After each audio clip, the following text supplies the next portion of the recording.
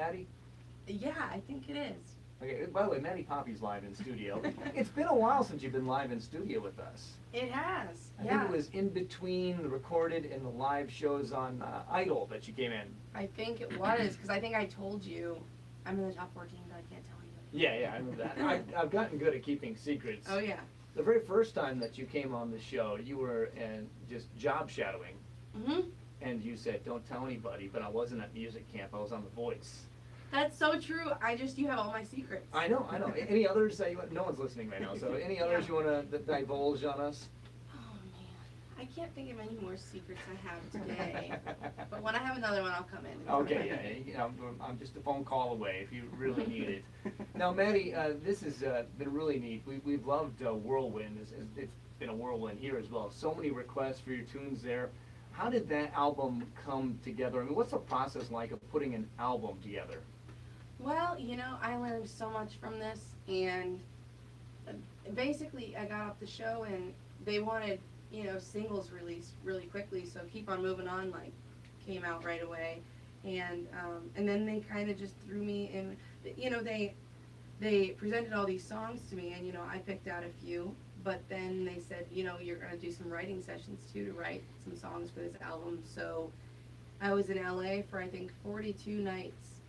In January, and I went out there January 3rd or something, and the album had to be completely done, recorded, everything by February 20th. Wow. And so I was in writing sessions every day with brand new people I'd never met before. Basically, it's just like you're thrown into this room and you meet this person, and whether you get along or you don't, you're in that room until you guys have a song written, and then you get to leave, and you go at 1 p.m. and you're done at 9 or 10 p.m. and then I met so many awesome people, and it was my first time I co-wrote with anyone ever. So now, what comes first for you, the music or the words? oh, that's a good. Because I've heard many artists talk about sometimes they wake up with a tune and they got to get words, or some they wake up with words or they think of the words, but I mean it's different for everybody. But what's it like for you? Well, sometimes I'll write a lick on the guitar and hum something, and kind of when you're humming, you're like, you know what I mean? Yeah. You're like, which word would fit good here? But I think the idea comes first when I was co-writing with people, because we'd all sit around and okay, nice to meet you. I'm Maddie. What do you guys want to write about today? Oh, let me tell you all my feelings. And it was like you become really close with these people instantly. But I think more of the idea, oh, I want to write this. I want to write about this, So I think, I don't know, it really depends, but it's mostly been the idea first. You know what's interesting to me? Your first single, Going, Going, Gone, seemed like someone pretending to imagine what it might be like for you to think the thoughts that you're thinking. And then everything in this album seems very much like it's you, and it's your thoughts. I mean, does that feel the same for you? Yeah, definitely. I mean, Going, Going, Gone, I got to pick out of maybe 4 or 5 songs, and it was like, when you win, this song is going to be your single. And so I had 4 songs to choose from, and I was like, that's the best option. But for picking for this album, I mean, I probably listened through 50 songs, and I didn't even have to pick any of those. But then, I wrote a bunch too that I had to debate. It came down to, it came really close at the end to oh man, I don't know what the right decision is, which song to put on this. I finally landed on something, and hopefully I can release those other tracks in the future. I hope so. Yeah, again, talking with Maddie Poppe here live in studio, and you've got a lot of songs I can tell is about Caleb. I've noticed maybe just a little bit, but it seems like there's a lot of songs that people from Clarksville hey, it's almost like she's telling us a little bit about like Nothing Good Comes Out of California, Wildflower, the two that stuck out to me. They're kind of maybe reassuring the folks back home. Totally. Yeah, Nothing Good Comes Out of California. I went in a writing session with, his name is Tom Douglas, and he wrote The House That Built Me from Miranda Lambert. Hmm.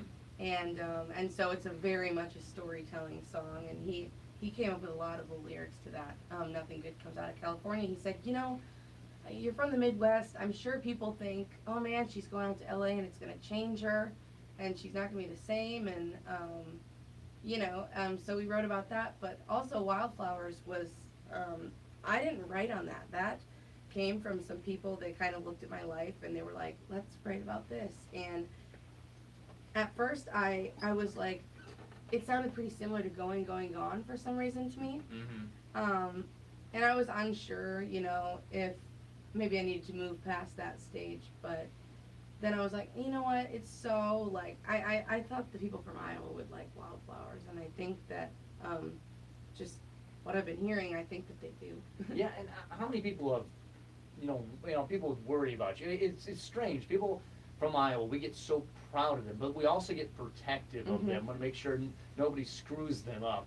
And how many people, when they've heard your album moving maybe a poppier direction than people thought that you were going to do, because everyone has an idea for you, worry that, she's gone to California, and now Maddie Poppe has gotten, Poppe. That's so funny you say that because, the thing is look at like Lady Gaga. She had to do things to she had to be like this, like crazy Lady Gaga to get the platform that she wanted, and now she can do whatever she wants. Yeah, no meat dresses anymore. Yeah, that's what Caleb always says. But yeah, it's the same thing here. Like, when I released Made You Miss, of course it wasn't like, oh, this is totally me and my style, but I was like, if this is gonna get me, and now it's climbing the charts on the radio. Yeah, it's in the top 40 for Hot AC. Yeah, and so I mean, sometimes it's like, I'm not letting them change me, because really, I mean, they have let me pick everything, all of my songs, everything. It's been unbelievable how much freedom I've had with the label. So, but sometimes I think you have to do stuff to get to the platform that you want in order to keep growing, because the opposite, they could say, oh man, that really changed her and now she's all pop. But the alternative is, man, Maddie's not doing anything and hasn't had any success. Yeah. It's like either way, some people are going to be like unsure about it. Yeah, now you've released an album. Now, it's funny things about albums nowadays. We don't always get to hold them. And Jason here at the station he loves vinyl. Is there any talks of having like a vinyl? Oh my gosh, I actually just sent an email out at like 2 a.m. last night, because I've seen so many comments that are like, so there are going to be physical CDs, and those are going to be available at the Butler County Fair. Which you'll be at. Yeah, that's where it's going to be like, that's like the debut of the physical CD. But vinyl, a lot of people have been interested in that, and I think I'm gonna try as hard as I can to get that to happen. Yeah, I mean, you've got kind of an old soul to you at times. I think vinyl would be right up your alley, right? Yeah, I think it'd be fun. Now, you mentioned the Butler County Fair, so you're going to be here. You and Caleb both are going to be here for that, and you're also going to be at the Iowa State Fair. What are some other times that you know of where you're going to be in Iowa? Oh man, I'm gonna be at the Clay County Fair. I used to live in Clay County. I used to live in Spencer. That's a great fair. Yeah. I'm gonna be. You know what? I don't actually know yet. It pops up new every day. Yeah. But what I've really wanted to do is do like just random shows at like random coffee shops, like like I used to, because I miss that so much. Yeah. And I was thinking about when you did concerts in Coleman one year, and they had you by the tree over the side, and I was just thinking how many people missed really sitting there and absorbing that, because I was listening, going, I don't think people, this is really good what she's doing. It's just so much better than what she did than the previous years. And do you feel that like now it's interesting how much people pay attention to you because you're just singing and writing songs like you always have? Yeah, and that's why I literally will come here whenever you want me to, because you guys, when I didn't get a chair to turn on The Voice, you guys, when other people were like, okay, I'm over the hype now, you guys were like, we're still going to play your music. Even when I was in high school, you guys played my music.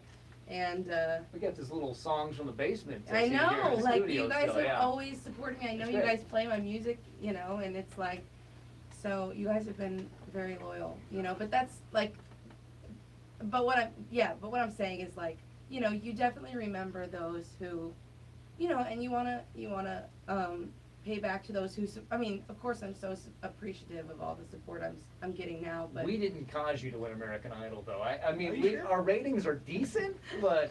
I feel like we played a part. I don't know about that. Well, yeah, but I mean, it's, you really know, you really remember those who supported you from the beginning. Those are, I mean, some of the people that I mean, you just don't forget that. Maddie, when did you So first thank you. have, when was the first person, or who was the first person that said, you should try this? American Idol? No, you should try singing for a living. Just like, hey, you have something, you should do it. Probably my dad. Yeah. And don't get me wrong, like my mom is so supportive and like, you know, has always believed in me. But she's also the guidance counselor at the school, so she also needs to be like, you need to go to college because I'm not gonna, like, you need to do well in school because. You can have songs in the basement, but you can't live there. Yes. Yeah, so, but my dad has always been like, you know, I mean, chase that dream. I mean, you know, school's important and everything, and college is important, but, you know, he always was like, I mean, he always kind of encouraged me to go down this path because he believed in me when I was hearing no after no after no after no, and we were traveling 3 hours to make $50 at some winery where 2 people showed up, you know, and they were talking over the set the whole time. And it's like my dad was always trying to get me gigs and stuff, and so, yeah, I think he was the original, like, he's somebody who I never wanted to give up because I knew how much, I mean, it meant a lot to me, but I knew it meant a lot to him too. What's it been like to go from people talking while you're singing to people singing the songs that you sing? Like, it's gotta be a weird feeling to stand on stage and have the words coming back at you. Yeah, I mean, I get it, because I didn't make a name for myself then, you know, like, I mean, I totally understand that, but, yeah, now, it's a really cool feeling, but at the same time, I feel like nothing's changed. I feel like it's just the same old kinda, I mean, just on a bigger scale now, but it's, I mean, it's just, I don't know what I'm saying. Do you mind sticking around after this commercial break? Of Continue our course, conversation? of course. All right, again, we're talking with Maddie Poppe live in studio. More to come after this on Y 99.3's The Breakfast Club. Hi,